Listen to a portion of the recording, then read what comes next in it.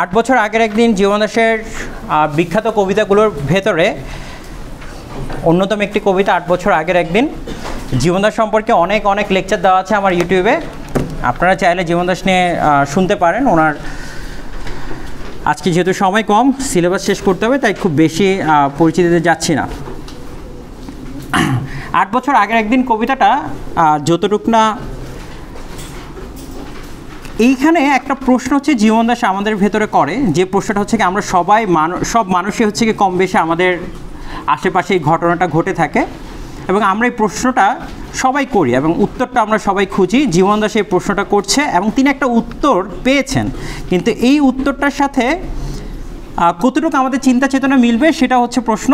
চলেন আমরা দেখি 8 বছর আগের একদিন কবিতাটা। যদি কারো কাছে থেকে থাকে ওপেন করতে পারেন, মোবাইলে ওপেন করতে পারেন। 8 বছর আগের একদিন কবিতা লিখে গুগলে সার্চ করলে হবে, অথবা কারো কাছে কি শিটটা আছে কিনা দেখেন, শিটটা আছে কিনা। শিটটা থাকলে খুব ভালো, আমরা আবার রিভিউ করছি।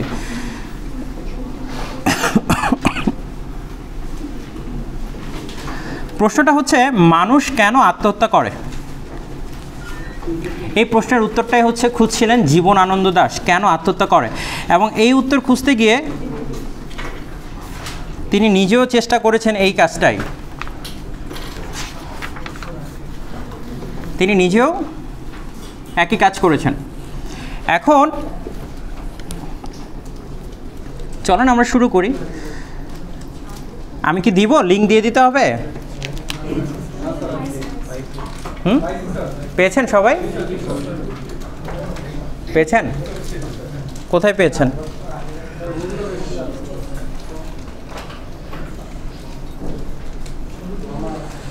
দিব?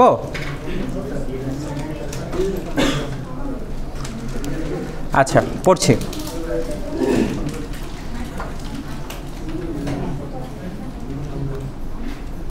8 বছর আগের একদিন জীবনানন্দ দাশ। শোনা গেল লাশ কাটা ঘরে নিয়ে গেছে তারে কাল রাতে, ফাগুনের রাতের আধারে, যখন গিয়েছে ডুবে পঞ্চমীর চাঁদ, মরিবার হলো তার স্বাদ।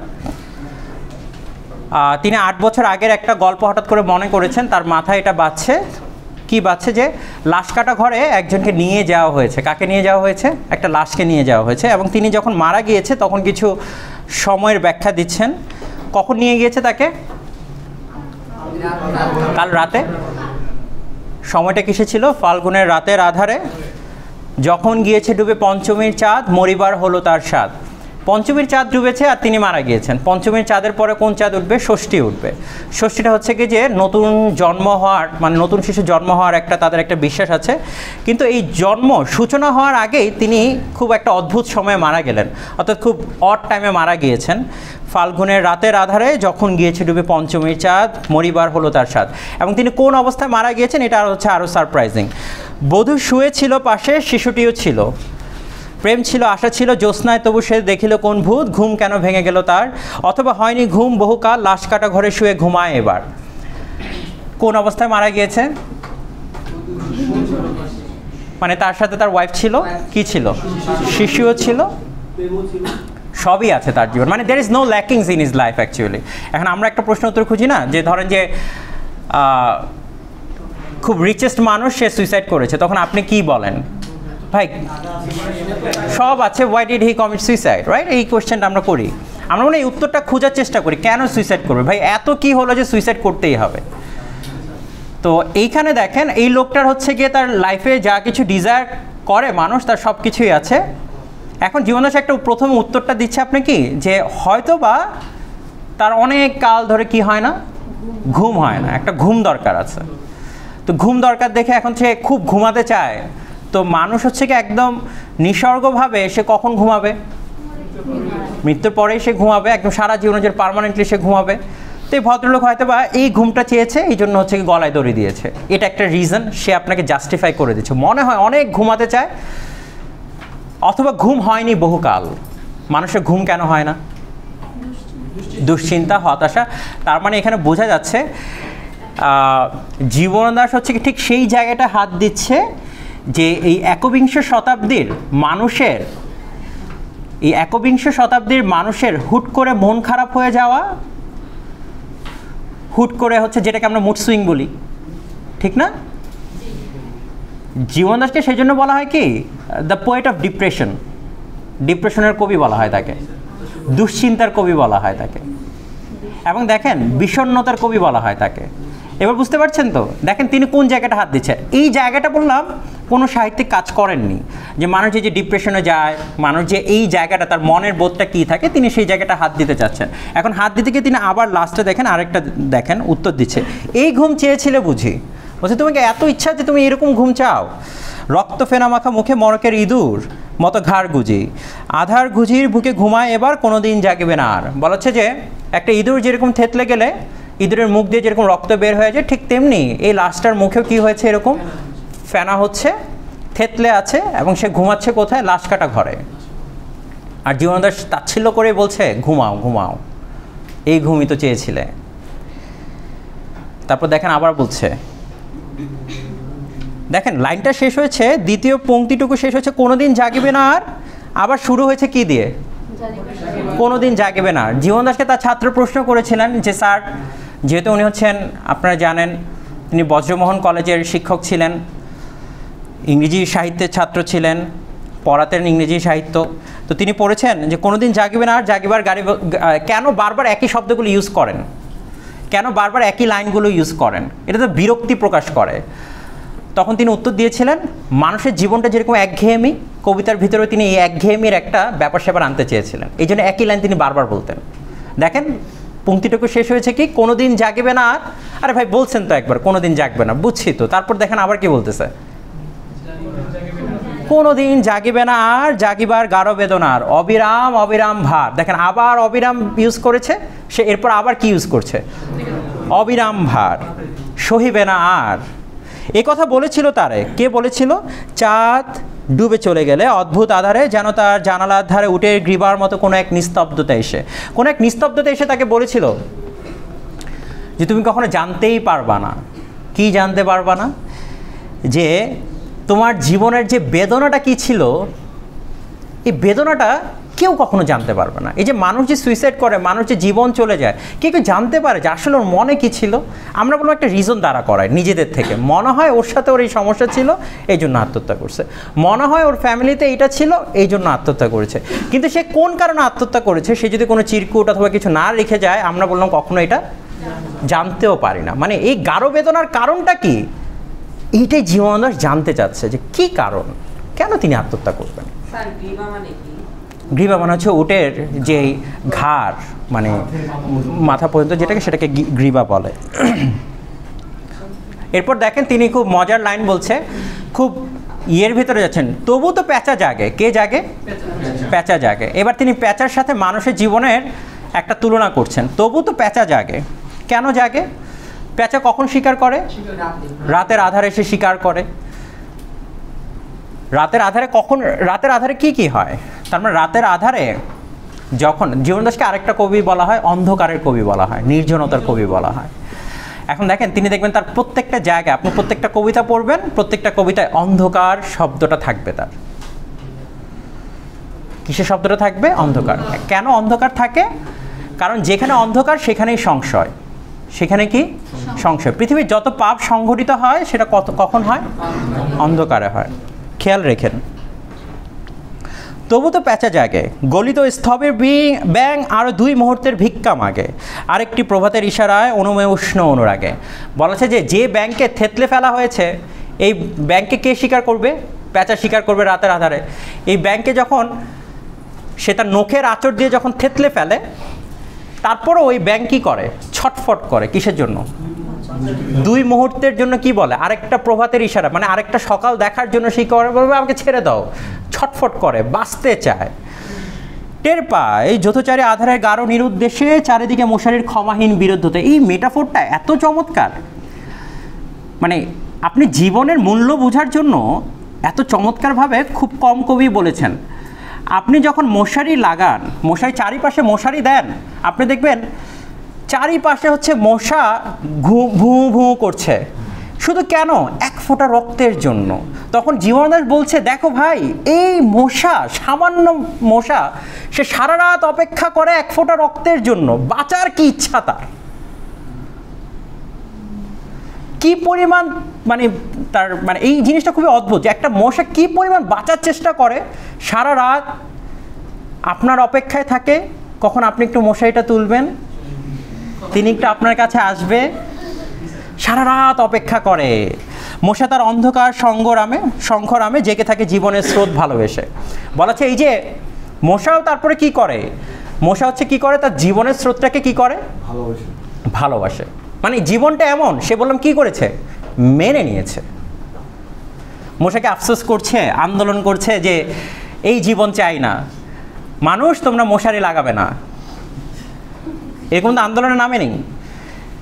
সে বললাম তার জীবনের স্রোতটাকে কি করেছে, ভালোবেসেছে। তার মানে এখান থেকে আরেকটা জিনিস আমরা পাই, সেটা হচ্ছে যে মানুষ তার জীবন যেমনই হোক তার স্রোতটাকে কি করতে হবে, ভালোবাসতে হবে। আপনার জীবন যেমনই হোক, কারণ পৃথিবীতে বেঁচে থাকা হচ্ছে সব থেকে সুন্দর, এর থেকে সুন্দর আর কিছু নাই।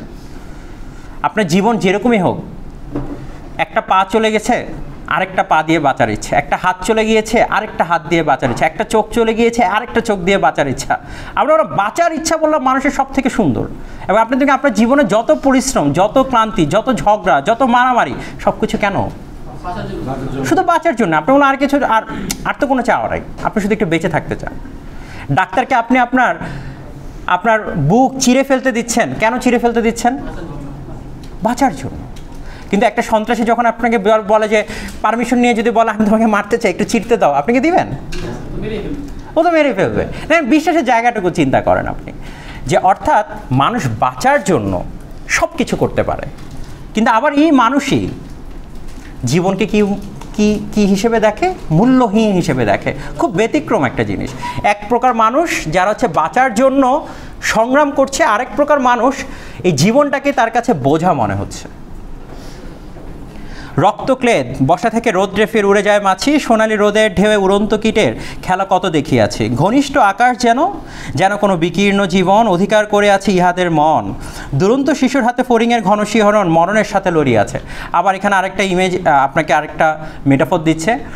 শিশু যখন ঘাস ফড়িং নিয়ে খেলে, একটা পাখা ছিঁড়ে দেয়, আরেকটা পাখা থাকে, সেই ঘাস ফড়িংও কী করে, যুদ্ধ করে, উড়ার জন্য চেষ্টা করে, তবুও বাঁচতে চায়। মাছি সে বলছে কি, রক্তক্লেদ বসা থেকে, বলছে যেখানে রক্ত থাকে, দুর্গন্ধ থাকে, আবর্জনা থাকে, সেখানে মাছি কি করে, ভুভু করে। আপনি তাড়িয়ে দিচ্ছেন, সেই মাছি আবার কি করে, আবার আসে। অর্থাৎ এই যে মশা বলেন, মাছি বলেন, এরাও বললাম জীবনের স্রোতটাকে কি করে, ভালোবাসে, সম্মান করে। অর্থাৎ জীবনে যে একটা মূল্য আছে, সে মূল্যটাই তিনি বোঝাতে চাচ্ছেন। চাঁদ ডুবে গেলে পর প্রধান আধারে তুমি অশ্বতের কাছে এক গাছা দড়ি হাতে গিয়েছিলে তবু একা একা। যে জীবন ফড়িংয়ের দোয়েলের, মানুষের সাথে তার হয় না কো দেখা এই জেনে। বলেছে তুমি কোন গাছের সাথে ফাঁসি দিয়েছে, অশ্বতের গাছের সাথে। অশ্বতের গাছ হচ্ছে কি একটা তাদের জন্য একটা শুভ গাছ। সে অশ্বতের গাছের আধারে, অশ্বতের গাছের ডালে সে দড়ি নিয়ে কি করেছে, একা একা গিয়েছে, গিয়ে কি করেছে, গাছের সাথে দড়ি দিয়ে ফাঁসিতে ঝুলেছে। এখন জীবনদাস প্রশ্ন করছে কি, এই অশ্বতের গাছ কি প্রতিবাদ করেনি? এই অশ্বতের গাছকে তোমাকে একবারও, অথবা তোমার কি কোনো দোয়েলের সাথে দেখা হয়নি, তোমার কি কখনো ফড়িংয়ের সাথে দেখা হয়নি? এবং তিনি প্রশ্ন করছেন, আবার আমাদেরকে উত্তরও দিচ্ছেন যে মানুষের জীবনে মানুষ কখনো এই দোয়েলের জীবনটার সাথে মানুষের জীবনের কখনো দেখাই হয় না, এই ফড়িংয়ের জীবনটার সাথে মানুষের জীবনের কখনো দেখাই হয় না, অদেখাই রয়ে যায় সবসময়। মানুষ কখনো বোঝেই না এই ফড়িংয়েরও যে একটা কষ্ট থাকতে পারে, মানুষ কখনো বোঝে না যে একটা দোয়েলেরও কষ্ট থাকতে পারে, তবুও তো তারা জীবনের স্রোত ভালোবাসে। কিন্তু মানুষ সে বাঁচার জন্য সব কিছু করতে রাজি, কিন্তু এই জীবনের মর্মটা, জীবনের মূল্যটা সে অনেক সময় অবুঝের মতোই কাজ করে। চলেন, অশ্বতের শাখা করেনি কি প্রতিবাদ, জোনাকির ভিড় এসে সোনালি ফুলের স্নিগ্ধ ঝাঁকে করেনি কি মাখামাখি, থুরথুরে অন্ধ পেঁচা এসে বলেনি কি বুড়িচাঁদ গেছে বুঝি বেনো জলে ভেসে, চমৎকার ধরা যাক দু একটা ইঁদুর এবার, জানায়নি পেঁচা এসে তুমুল গাঢ় সমাচার। উত্তর দিচ্ছে আপনাকে, দেখেন, জীবনের এই স্বাদ সুপক্ক জবের ঘ্রাণ হেমন্তের বিকেলে তোমার অসহ্য বোধ হলো। বলছে যে মানুষের, বলছে এই যে জীবনের এই স্বাদ, জীবনের যে ভালোবাসা, তোমার অসহ্য বোধ হলো, তোমার অসহ্য বোধ হলো, মর্গে কি হৃদয় জুড়ালো। বলে কি এবার কি তুমি খুব ভালো আছো, কোথায়, মর্গে মন জুড়াইছে। এবার জানতে চাচ্ছে যে মানে তুমি তো জীবনটাকে ভালোবাসতে পারো নাই, তাহলে কোথায় আছো তুমি, এখন মর্গে আছো, এখন কি তোমার ভালো লাগছে? মর্গে ঘুমোটে থ্যাতা ইঁদুরের মতো রক্ত মাখা ঠোঁটে শোনো তবু এই মিথের গল্প। এবার দেখেন আপনাকে আরও সারপ্রাইজিং কিছু ইনফরমেশন দিচ্ছে। কোনো নারীর প্রণয়ে ব্যর্থ হয় নাই। যখন কোনো সুইসাইড হয় তখন আমরা প্রথম কেসটা কি আসে? প্রবাবলি মানে ব্রেকআপ হয়েছে, নিতে পারেনি, আত্মহত্যা করেছে, একটা রিজন। তো জীবন দাস আপনাকে উত্তর দিচ্ছে, ভাই থামো, এই লাস্টটা বললাম কি হয় নাই, কখনো কোনো ব্যর্থ হয় নাই। তারপর বলছে কি, বিবাহিত জীবনের স্বাদ কোথাও রাখেনি কোনো খাত। বলছে জীবনের স্বাদ, বিবাহিত জীবন, সে বিবাহিত পুরুষ, তার জীবনে কখনো কোনো খাত নেই, মানে কোনো ধরনের লুপ হোলস নাই যেখানে ভুল ত্রুটি থাকতে পারে। সময়ের ঊর্ধ্বতনে উঠে এসে বধূ মন আর মননের মধু দিয়েছে জানিতে হার হাবাতের গ্লানি বেদনার শীতে এই জীবন কোনোদিন কেঁপে উঠে নাই। বলছে শীতে, তীব্র শীতেও তার ঘরে কখনো অভাব ছিল না। কি ছিল না? তার অভাব নেই। মানে টাকা পয়সার কষ্ট থাকলে এরকম হতে পারতো। বলছে না, এই জীবন ওর কিছুই হয় না, এরকম কোনো সমস্যাই নাই ওর। তাই লাশ কাটা ঘরে চিত হয়ে শুয়ে আছে টেবিলের পরে। মনে হয় যেহেতু কোনো কষ্ট নাই, এই জন্যই মনে আত্মহত্যা করছে। মানে আমরা যেরকম আমরা মানুষরা কি চিন্তা করি দেখেন, জীবনের সব কিছু পেয়ে গেলে যে আপনি সুখী হবেন এটা যেরকম সম্ভব না, আবার জীবনে হাজার অপ্রাপ্তি থাকলেও যে আপনি অসুখী হবেন সেটাও কোনো কথা না। আমি কি বুঝাতে পারলাম? বুঝাতে পারিনি। জীবনে আপনার হাজার প্রাপ্তি থাকলেও যে আপনি সুখী হয়ে যাবেন সেটাও যেরকম সমীচীন না, ঠিক তেমনি জীবনে হাজার অপ্রাপ্তি থাকলেও যে আপনি সুখী হবেন সেটাও সমীচীন না। আমরা চিন্তা করি না যে আমাদের জীবন অনেক কিছু পেতে হবে, পেলে মনে আমি সুখী হব, সুখী হব, সুখী হব, but you are not becoming happy. আবার মনে হচ্ছে যে আমার এত রিজন আনহ্যাপি হওয়ার, তার মানে এটা না যে আপনি সবসময় অসুখী হবেন। Probably there is something else. আপনি এই দেখেন, মানুষের জীবন তো এক এক জায়গায় এক এক রকম, এক একভাবে আমরা এক এক জায়গায় বিচরণ করি, এক এক জায়গায় এক এক রকম মানুষের জীবনের গল্প। তারপর দেখেন, জানি তবু জানি, এরপর দেখেন উত্তর দিচ্ছে আপনাকে, জানি তবু জানি নারীর হৃদয় প্রেম শিশু গৃহ নয় সবখানি, অর্থ নয়, কীর্তি নয়, সচ্ছলতা নয়, আরও এক বিপন্ন বিষয়, আন্ডারলাইন করতে পারেন, এই লাইনটা খুবই খুবই ইম্পর্টেন্ট। আরও এক বিপন্ন বিষয় আমাদের অন্তর্গত রক্তের ভেতরে খেলা করে, আমাদের ক্লান্ত করে, ক্লান্ত করে। লাশ কাটা ঘরে সেই ক্লান্তি নাই, তাই লাশ কাটা ঘরে শীত হয়ে শুয়ে আছে টেবিলের পরে। বলা হচ্ছে জানি তবু জানি। জীবন দাস এখন উত্তর দিচ্ছে যে জীবনে প্রেম মানেই সব কিছু না। যেমন ধরেন, আপনি ছেলের মানুষ যখন আস্তে আস্তে একটু ম্যাচিউর হওয়া শুরু করে তখন সে ভাবে যে প্রেমটাই হচ্ছে আসলে জীবনের একটা প্রেম করতে হবে। যখন আবার বয়স হয়েছে তখন সে কী ভাবে যে আমাকে একটা বিয়ে করতে হবে। আবার বিয়ে করার পরে তখন আবার কী বলে যে হচ্ছে কি আমাদের একটা নতুন প্রজন্ম লাগবে। এখন জীবনের বলতেছে কি যে নারীর হৃদয় প্রেম শিশু গৃহ নয় সবখানে। জীবনের এই যে আমাদের এই যে জীবনের যে সার্কেলটা, জীবনের যে চক্রটা, এই চক্রটাতে শুধুমাত্র এই জিনিসগুলোই শুধুমাত্র আমাদের জীবনের সব পাওয়া না, এর বাইরেও অনেক কিছু আছে। অর্থ নয়, কীর্তি নয়, সচ্ছলতা নয়। বলছে জীবনে শুধুমাত্র অর্থ, কীর্তি মানে কি সুনাম হবে আপনার, সচ্ছলতা মানে কি যেখানে আপনার কখনো অভাব থাকবে না। জীবনে এগুলোই যে মানুষকে সুখী করে এরকম কিছু না। আরও এক বিপন্ন বিষয় খেলা করে আমাদের ভেতরে, অন্তর্গত রক্তের ভেতরে খেলা করে। বলা হচ্ছে যে এই যে বিপন্ন বিষয় মানে কি, মানুষের চিন্তার ভেতরে এক ধরনের বিপন্নতা দেখা দিয়েছে, দুশ্চিন্তা দেখা দিয়েছে। এই দুশ্চিন্তা মানুষের ব্রেনে না, এই দুশ্চিন্তা কোথায় ঢুকেছে? রক্তের ভেতরে প্রবেশ করেছে এবং রক্তের ভেতরে এটা প্রবাহিত হয়। এবং এই দুশ্চিন্তাটা মানুষকে কি করে দেখেন, বারবার বলছে, মনে হয় যে সত্যি তিনি ক্লান্ত হয়ে গেছে। ক্লান্ত করে আমাদের অন্তর্গত রক্তের ভেতরে খেলা করে। কে খেলা করে? এই ক্লান্তি বোধ। মানুষ জীবনদাস একবার বলছে, আকাশে উড়িয়া যায় এক ঝাঁক হরিয়াল পাখি, বসে ভাবি মানুষ যেতে পারে কত দূর একাকী। মানুষ, এই যে আমরা মানুষ বললাম, দিন শেষে দেখবেন কি আপনি যখন ঘরে ফিরছেন আপনি একটা ক্লান্তি নিয়ে ঘরে ফিরছেন। কিসের জন্য একটা ক্লান্তি আছে আপনার? সব আছে। দেখবেন যে আপনি রাতে খাচ্ছেন, বিরিয়ানি খাচ্ছেন, আপনি যা লাগে আপনি সব খাচ্ছেন, বিছানায় যাচ্ছেন, একটা অবসাদ, একটা ক্লান্তি ডিস্টার্ব করতেছে আপনাকে। আপনি বললাম ফাইন্ড আউট করার চেষ্টা করতেছেন কি ব্যাপার, কি ডিস্টার্ব করে। আপনি বললাম, এখন জীবনদাস বলতেছে কি এটা তো আমাদের মনে নাই, এটা কোথায় আছে? বলছে অন্তর্গত, রক্তের ভেতরে খেলা, মানে আমার প্রবাহিত হচ্ছে, রক্তের ভেতর দিয়ে যাচ্ছে এটা, এবং আমাকে বারবার ডিস্টার্ব করে, কিন্তু আপনি কখনো এটাকে আইডেন্টিফাই করতে পারছেন না, আপনি কখনো এটাকে ধরতে পারছেন না, ধরা ছোঁয়ার বাহিরে। আপনাকে বিপন্ন একটা বিস্ময়ের জন্ম দেয়। বিপন্ন মানে কি? এবার আসেন, বিপন্ন মানে হচ্ছে যা বিলুপ্তি প্রায়। কি প্রায়? বিলুপ্ত প্রায়, যেটা হচ্ছে এক্সটিংক্ট, মানে এক্সটিংশন যেটাতে হয়ে যাবে, মানে আমার বিলুপ্ত হয়ে যাবে, মানে শেষ হয়ে যাচ্ছে। আর বিস্ময়টা মানে কি? একটা অবাক করে দেয় আপনাকে, হচ্ছে কি হঠাৎ করে হচ্ছে কি বিপন্ন বিষয়, মানে যে জিনিসটা সরি, যে জিনিসটা শেষ হয়েছে সেই জিনিসটা হঠাৎ করে নতুন করে আবির্ভাব হয়, আবার আপনাকে অন্তর্গত রক্তের ভিতরে খেলা করে। এটা চিন্তার ভেতরে না কিছুর ভেতরে, এটা আপনার বডির ভেতরে প্রবাহিত হচ্ছে। এরপর সে কি বলছে দেখেন, বলছে যে তাহলে কোথায় আছে এমন একটা জায়গার নাম বলো যে জায়গাটা কি নাই আমার? ক্লান্তি নেই। তখন সে বলছে, উত্তর দিচ্ছে কোথায়? লাশ কাটা ঘরে ক্লান্তি নেই। কোন জায়গাটায় ক্লান্তি নেই? লাশ কাটা ঘরে। এখানে এসে তোমাকে চিন্তা করতে হচ্ছে না, এখানে তোমাকে এসে আর আমাকে যে ডেড বডিটা আছে তাকে এখন চিন্তা করতে হচ্ছে না যে সে কোথায় আছে, তাকে এখন চিন্তা করতে হচ্ছে না যে আমি ঘুমাবো কি করে, তাকে এখন চিন্তা করতে হচ্ছে না আমার ঘুম কেন আসে না।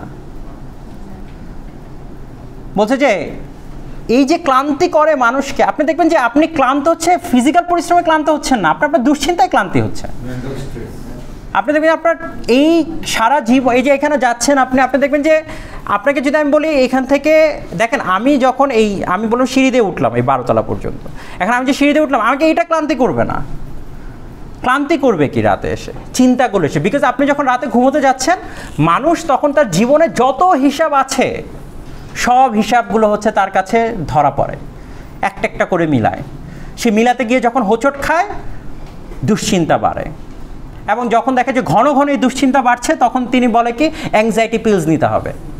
সে আবার অ্যাংজাইটি পিলস দিয়ে সেই দুশ্চিন্তাকে ভুলতে চায়। সে অ্যাংজাইটি পিলস হচ্ছে তাকে আবার নতুন করে আরেকটা দুশ্চিন্তা দেয়। সে তখন বলে যে সব দুশ্চিন্তা বাদ, এই দুশ্চিন্তাকে শেষ করি। মানুষের জীবন, তবু মানুষ কি চায়? বাঁচতে চায়। কিন্তু এই ভদ্রলোক তিনি আর বাঁচতে চাইলেন না। এখন তিনি বলছে কি, সে এত ক্লান্তি হয়েছে, এত ক্লান্ত, সে কোথায় গিয়ে ঘুমাচ্ছে এবার? লাশ কাটা ঘরে। চিত হয়ে শুয়ে আছে টেবিলের পরে। তবু রোজ রাতে আমি চেয়ে দেখি, আহা, থুরথুরে অন্ধ প্যাঁচা অশ্বতের ডালে বসে এসে চোখ পাল্টায় কয়, বুড়ি চাঁদ গেছে বুঝি বেনজলে ভেসে। মানে কি? এটাকে মেঘ বলা হয়। কি বলা হয়? মেঘ। বন্যার জলকে বেনজল বলা হয়। কি বলা হয়? বন্যার জলকে বেনজল বলা হয়। অর্থাৎ বৃষ্টি যখন, চাঁদ যখন ডুবে যায়, মানে মেঘ একদম অন্ধকার হয়ে যায়, সেই জিনিসটাকে তিনি মেটাফরিক্যালি বলছেন।